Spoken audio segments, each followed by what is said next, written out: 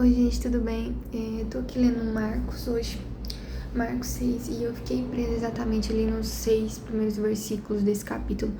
Ali na versão da King James, essa é a versão da Bíblia Nova que eu tenho. Se você não adquiriu já, compre ela aí pelo link, tá? É um link totalmente seguro, pela Amazon. E aqui ele fala sobre Jesus, o profeta Senhor, na cidade. Quando Jesus chegou naquela cidade e querendo ali no sábado, né, fazer milagres, fazendo as obras, e as pessoas duvidavam em seu coração.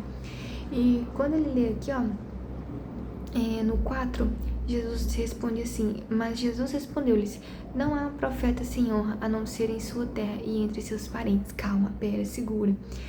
A primeira parte que me chamou atenção foi quando fala ali, né, sobre ele ser o carpinteiro, que tá no versículo 3. Não é esse o carpinteiro, filho de Maria, irmão de Tiago, e de José, e de Judas, e de Simão? Porque aqui estavam falando assim: nossa, mas quem é esse que chega aí razoando, né, arrasando e tal? E aí eu me perguntei, por que Jesus escolheu ser carpinteiro primeiro, né? Por que Jesus não escolheu ser outra coisa? Assim, o entendimento que eu tive é que Jesus, o carpinteiro, ele cuida da fundação até o telhado. Então ele pega desde aquela caixa lá que tá fazendo a fundação do prédio, da casa, até o telhado.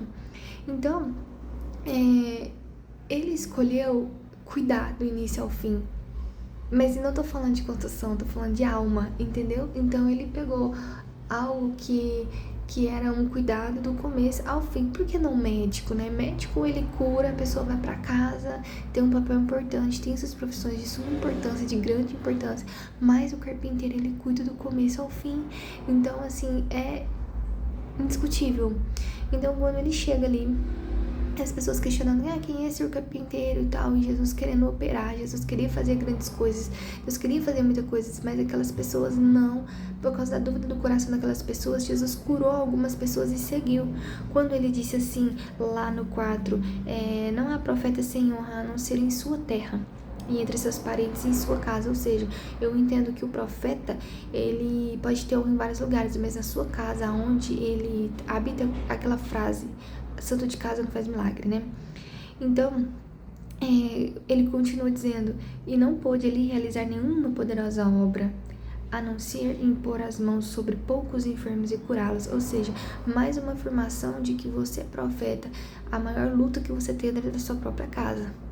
A maior luta que você tem é fazer o ministério dentro do seu próprio lar, porque pregar lá fora, louvar lá fora, falar para as pessoas é muito fácil. Difícil mesmo é ser dentro de casa. Essa é a prova dos 9. A prova dos 9 é você ser dentro da sua casa.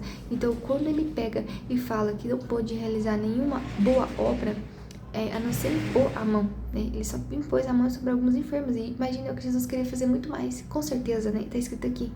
Ele admirou com a descrença daquelas pessoas e percorreu as aldeias ensinando. Ele continua ensinando nas aldeias, porque era tanta incredulidade no coração daquelas pessoas, tanta incredulidade, que foi algo que chocou Deus. Chocou. Então, às vezes, Deus não trabalha na nossa vida, não faz alguma coisa simplesmente porque a gente não crê, porque a gente não tem fé, porque a gente não acredita, porque a gente pega uma situação e generaliza, como se Deus fizesse aquilo de propósito, né? Deus não controla as pessoas, Deus deu o livre-arbítrio.